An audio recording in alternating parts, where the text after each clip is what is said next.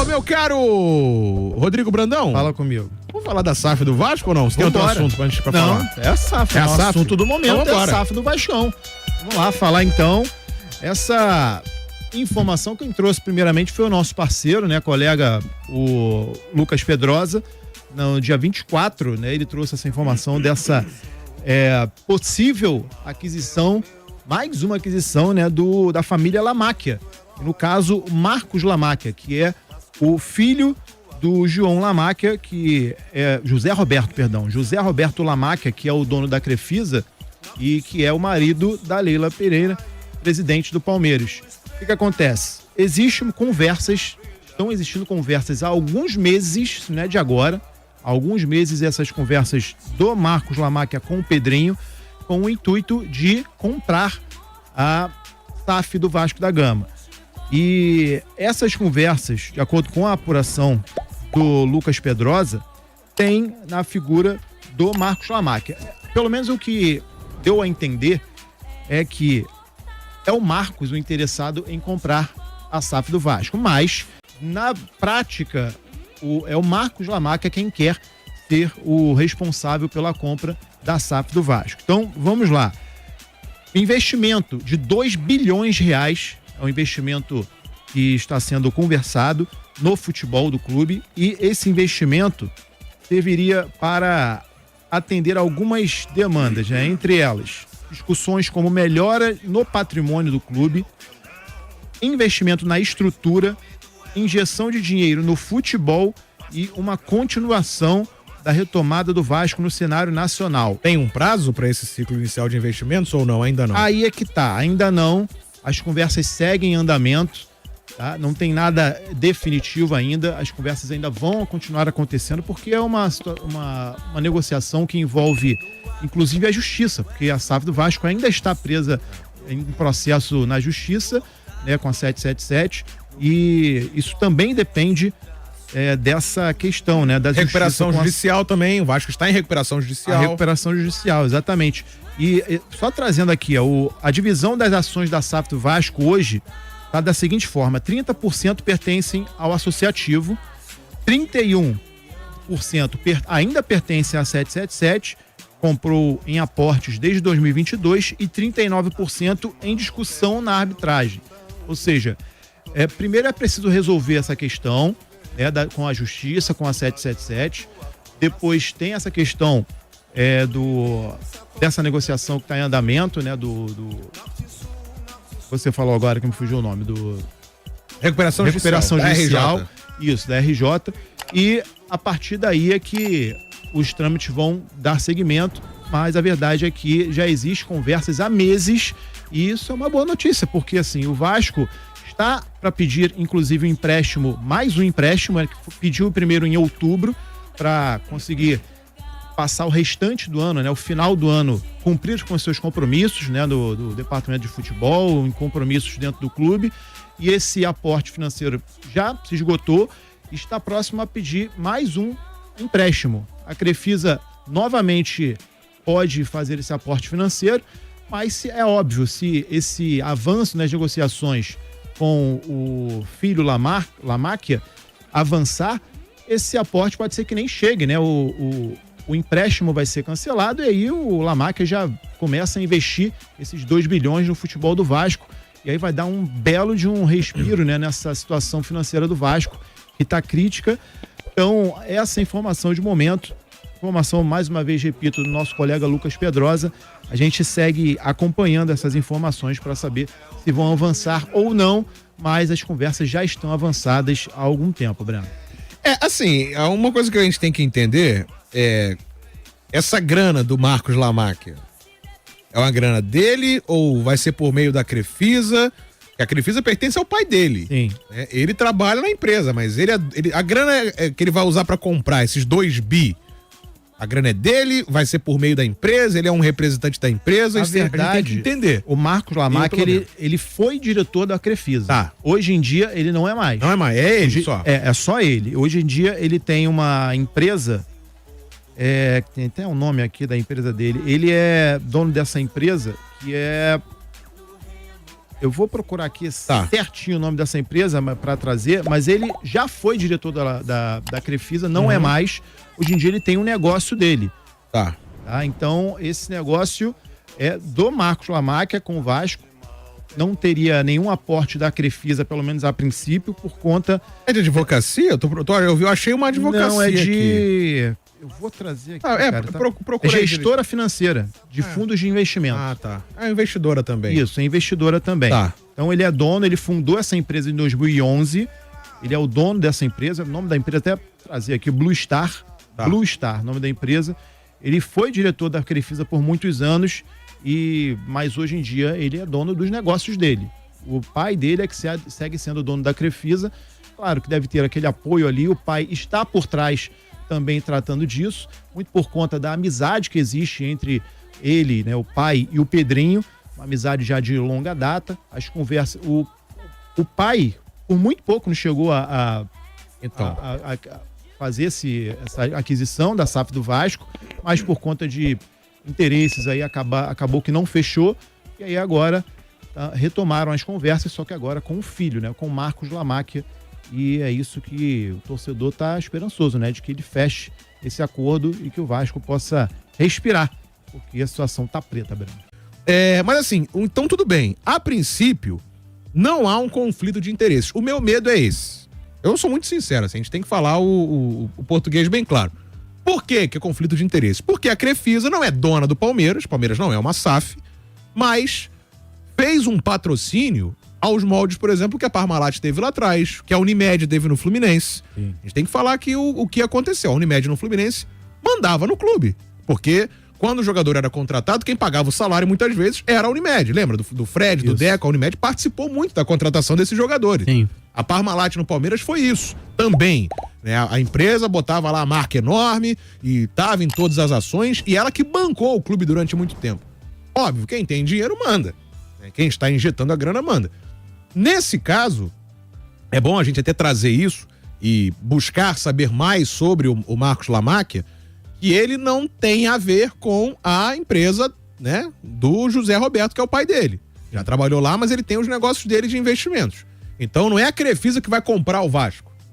Por que tem essa preocupação? Porque a Leila Pereira, que é a atual esposa, né, do José Roberto, é a presidente do Palmeiras. E a Crefisa, há muito tempo, não foi ela que reestruturou o Palmeiras, mas tem uma participação muito grande nessa era do Palmeiras atual. Você vê a camisa, tem lá, é a Crefisa e a FAM, que é a Faculdade das Américas, né? Isso. Crefisa, FAM, a marca pra todo lugar. Então, a minha preocupação inicial, quando a gente vê esse tipo de notícia, é se vai ter conflito de interesses. Não tendo isso, né, o pai dele é vascaíno, todo mundo sabe isso há um tempo, já falou disso. Como você falou, teve o interesse dele mesmo, do José Roberto, comprar a SAF, né, do Vasco, ou negociar naming rights de São Januário, eu lembro disso. Então, isso tem que ser colocado muito às claras. O Vasco tem que ser transparente nisso, tá? Para que não gere especulações. Eu aqui não tô acusando de nada, eu tô fazendo perguntas públicas, participando de um debate público. E o torcedor também tem essa questão. O Vasco vai virar um Palmeiras B? A galera quer saber isso, porque é o que no final das contas a galera quer saber. Porque, por exemplo, imagina, Vasco e Palmeiras valendo alguma coisa, o Vasco vai ser obrigado a abrir as pernas pro Palmeiras? A galera quer saber isso, pô. E, a princípio, não tem nada a ver. Se é o Marcos que tá investindo, botando a cara dele, o pai dele não tem nada a ver, só dando uma consultoria porque é mais experiente que o filho, óbvio, o filho tem 47 anos, é experiente, mas o pai é mais experiente que o filho. Se não tem nada a ver, eu acho que é um baita negócio pro Vasco. Falei isso aqui ontem. Independente de quem vier, se tiver estrutura para investir, se tiver como garantir o investimento, se tiver um plano transparente e sólido de investimento, vai resolver um problemão. Essa questão das ações que estão congeladas na justiça, eu conversei com um cara do jurídico do Vasco, tem mais de um ano já, quando começou, tem 1 ano e meio, quando teve esse imbróglio e tal, aí ficou esse negócio, porque a Vasco SAF tem 30%, mais 39%, porque esses 39% estão congelados e não sei o que, 31%, aí fica uma coisa até chata de explicar, mas tem que explicar. Ele me passou o seguinte, esses 39% que estão congelados na justiça tendem a ser resolvidos muito facilmente, caso tenha um comprador.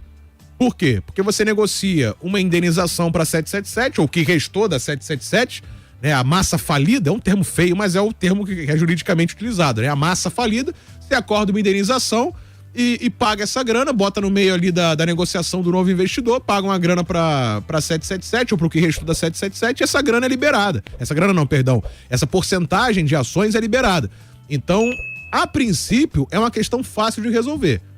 Né? Você falou de 2 bilhões de reais, é um baita investimento. Sim. Eu até perguntei de prazo, porque, só pra fechar o comentário... 5 anos, tá? Ah, de 5 anos. Em 5 anos. Então, eu ia falar justamente isso. Beleza. Porque quando a 777 vem pro Vasco, vamos lembrar, qual era o acordo inicial? Era nessa casa de 2 bi também. Por quê? Eram 700 milhões de dívida que o Vasco tinha. Não sei como é que tá a dívida hoje do Vasco, não sei se tem esse número de cabeça fácil, mas é um número que também está na época de sair balanço, né? Sim. Quando virar o ano a gente deve ter esse número mais sólido. Mas deve ter abaixado, provavelmente. Não é possível. Acho que aumentou. Aumentou? A 777 deixou dívida, pô. Contrata jogador deixando pra frente. É cartão de crédito. Hoje o futebol funciona assim, você não paga no ato. É a negociação você joga pra frente. Mas o que eu ia falar é o seguinte, quando a 777 vem, eram 700 milhões assumindo dívidas, 700 milhões, ou mais até, para investir na reforma de São Januário, estava no plano inicial, acordado, e outros 700 para investir no futebol, em 5 anos. Aí tinha aquela questão das janelas. Ó, a primeira janela vai ser, sei lá, 100 milhões, 120 milhões, não lembro os valores. Aí na outra janela vai ser a janela grande, com 200 e poucos milhões, entendeu? Então, quando você somasse em 5 anos, dariam 700 milhões. Essa grana, então, tá praticamente no mesmo acordo. E se chegar, eu acho que o Vasco tende a aceitar. Mas que seja transparente. O que eu peço é isso: o torcedor cobrar, os conselheiros fazerem a parte dele. O Vasco hoje vive um momento que talvez nunca viveu, de pacificação política. Você tá na cobertura do Vasco, você não vê. Grupo tal se posiciona contra o Pedrinho. Não tá uma calmaria o ambiente político do Vasco.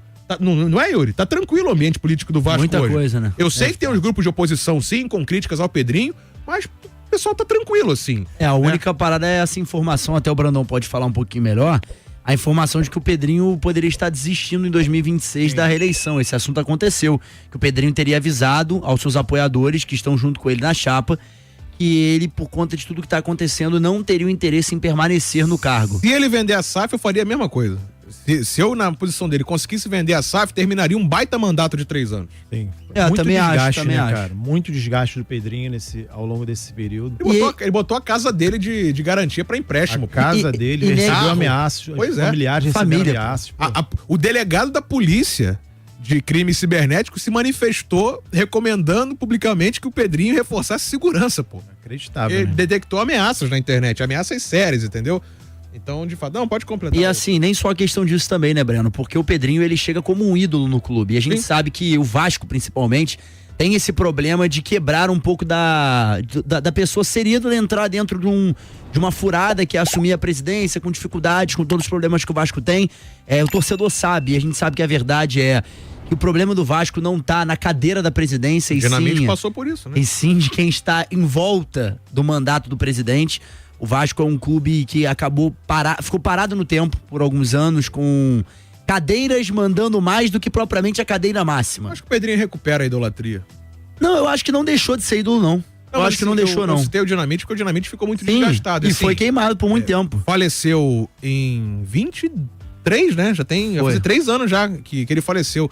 23. E graças a Deus, ele saiu em 2012 da presidência do Vasco, não lembro. Foi 2013, com rebaixamento. Pô. Então, assim, graças a Deus, o Dinamite teve ainda um bom tempo de vida depois que ele deixou a presidência do Vasco, porque a galera pôde meio que esquecer a gestão dele. Porque se ele morre próximo, cara, ia ficar uma imagem muito ruim, né? E ele fica tratado de ídolo até hoje, Breno. Então acho que assim, passou. Aquele período chateou a galera. Chateou, mas passou. Passou. Eu tô falando. Por isso que eu acho que o Pedrinho recupera fácil isso aí também. E assim, a gente tem que ser sincero também, né? O Dinamite é uma figura que ele não consegue trazer ranço. Porque ele era um cara, simpático, né? Simpático, sempre foi gente boa. Diferente, por exemplo, assim, o Eurico já tinha uma personalidade mais forte. Sim. Então quem gostava, gostava. Quem não gostava, esquece. O Dinamite era muito doce. Era difícil, isso aí, pô. O Dinamite já era mais tranquilo, já não tinha essa parada. A questão que, só pra eu fechar também de novo essa questão da transparência, assim, que fique muito, muito às claras. Quem vai mandar no Vasco? Isso aí. Né? Que isso seja colocado. O Pedrinho não é inocente, eu acho que e não foi ele que negociou a SAF com a 777, mas eu acho que esse período deu muita experiência para ele e pro jurídico do Vasco, do que aconteceu. Ele agiu muito bem, o Pedrinho, quando ele entra na justiça. Eu sei que teve uma interferência jurídica numa empresa. Todo mundo já discutiu isso aí várias vezes. Mas foi uma interferência jurídica que garantiu a proteção de um patrimônio. Porque o futebol não é uma empresa normal. Funciona, tem um CNPJ, mas é uma empresa que envolve um patrimônio cultural. E nesse caso, a justiça ajudou a preservar um patrimônio porque o Vasco ia falir junto com a 777. Essa é a verdade. Teria uma dificuldade muito grande para recuperar. Então, assim, que esse processo de agora, se isso avançar, né, esse investimento aí do Lamáquia, do Marcos Lamáquia, for à frente e de fato se negocie na mesa ali, tudo direitinho, para ter um investimento novo na SAF de tantos bilhões em tantos anos, que seja transparente. Quem vai mandar? Pra quê? Pra proteger de conflito de interesse, que eu acho que é a grande preocupação do torcedor, que não tem interesse a ver com o Palmeiras. Eu sei que tem amizade, a união Vasmeiras, esse tipo de coisa, mas que fique na torcida. Empresarialmente e esportivamente não pode ter nada disso. E mesmo que seja, a mulher, a segunda esposa do Lamáquia, do pai, né, que é a presidente do Palmeiras. O Lamáquia investe no Palmeiras, mas não como dono, não é uma SAF. Palmeiras não é SAF, é um clube associativo. Comprando as ações do Vasco, não pode ter conflito de interesse. O filho, a princípio, não tem, porque o filho é uma outra empresa, não tem a ver, só é pai dele, o José Roberto Lamáquia. Então que isso seja colocado às claras. Quem vai mandar é o Marcos, ou se vai ser criada uma empresa que vai gerir, sei lá, ou vai ser igual é o Pedrinho em BH, né? Ele que comprou, foi o Pedrinho que comprou, o Pedrinho BH. Isso. Quem comprou foi ele, então quem manda é ele. Diferente do John Textor, que tem uma holding que administra o Botafogo, mas no fundo é ele por meio de uma empresa. Quem vai mandar? Vai ser o Marcos? Vai ter risco de interferência? É pessoal, é personal essa autoridade que ele vai ter? Vai ter um conselho? Que tudo seja às claras e que o Vasco, é claro, na hora certa se manifeste protegendo isso aí, porque o torcedor não pode sofrer de novo com essa questão da SAF. Eu acho que é só isso que eu queria falar sobre esse assunto. Se for pra acontecer bem, que seja, que o Vasco consiga sair dessa situação. Precisa ser um ponto positivo, Breno, pensando nessa questão da interferência envolvendo a SAF, né, que teoricamente vai ser a parte que vai injetar dinheiro, e o associativo confirmando e garantindo um trabalho bom. A gente tem que lembrar que o associativo, muitas vezes, ele acaba não encaixando com o trabalho da SAF. Isso causa um desgaste. Sim. Hoje, por exemplo, no Botafogo, o Botafogo ainda tem a parte associativa do clube. Querendo ou não, tem lá o presidente do clube associativo. É o João Paulo. Que é o João Paulo, e o Textor entra com essa outra parte. Já no caso do Cruzeiro, já é uma parada mais direta, né? O Pedrinho BH é quem representa, é quem manda, é quem questiona. Quando vai anunciar jogador, ele tá do lado sentado, igual foi com o Gabigol na ocasião. Então, assim, é um cara que representa. E é aquilo, o Palmeiras já tá consolidado, né, Breno? O Palmeiras já tem um trabalho que já vem de anos. Assim, a Leila não precisou de uma SAF para implementar o que ela fez no Palmeiras, foi um investimento vindo de patrocínio. Ela acabou ganhando esse cargo. Ela vai sair daqui a pouco. E ela ganhou esse cargo, né, com muito mérito por tudo que ela conquistou junto ao Palmeiras como patrocinador oficial. E querendo ou não, eu acho que o desafio é muito maior no Vasco hoje.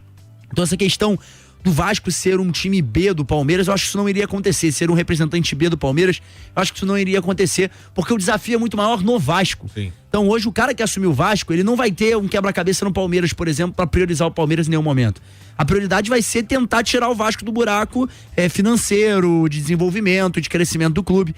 Um outro ponto que a gente tem que lembrar, eu sei que são situações diferentes, o investidor vai ser outro, mas tem obra no estádio vindo para o ano que vem.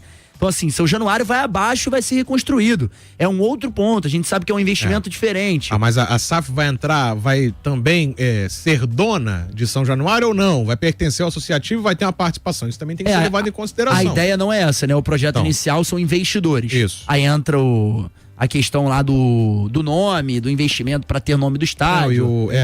Pelo acordo anterior, que eu até citei da 777, lá atrás, né? Não sei se vai ser mantido ou se vai ser feito de outra forma. Mas a Vasco SAF pagaria um aluguel para o associativo para jogar em São Januário, entendeu? Pertenceria ao clube, né? E aí teria assim, vai trocar dinheiro do mesmo lugar, mas seria só uma injeção de dinheiro também no associativo para financiar esportes olímpicos e tal.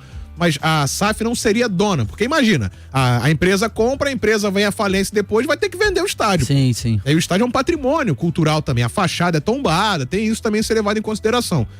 De acordo com um jornalista, colega nosso, né, Rodrigo Silvério, o clube está interessado em um atacante, tá, para reforçar o elenco aí para 2026. Estamos falando do atacante Brenner, do ex-São Paulo.